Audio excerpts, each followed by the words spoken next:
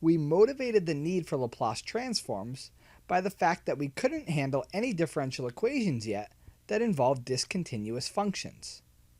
Now, let's look at an example where we compute the Laplace transform of a discontinuous function.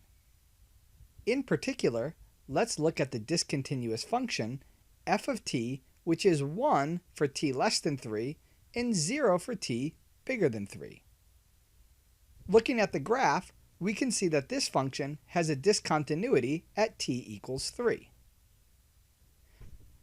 As we did in our other examples, we'll start by looking at the definition of the Laplace transform.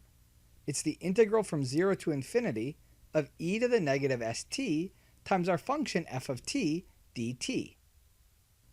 Now, since f of t is defined differently before 3 and after 3, we'll split our integral at 3 and have the integral from 0 to 3 and the integral from 3 to infinity. Now, on the interval from 0 to 3, f of t is just 1, and on the interval from 3 to infinity, f of t is 0. In that second integral, we're computing the integral of 0, so that entire integral is 0.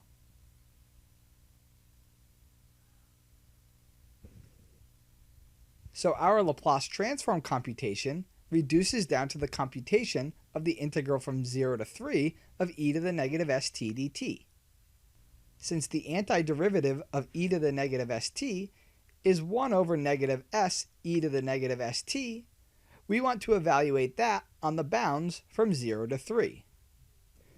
Doing this gives 1 over negative s times e to the negative s times 3 minus 1 over negative s times e to the negative s times 0.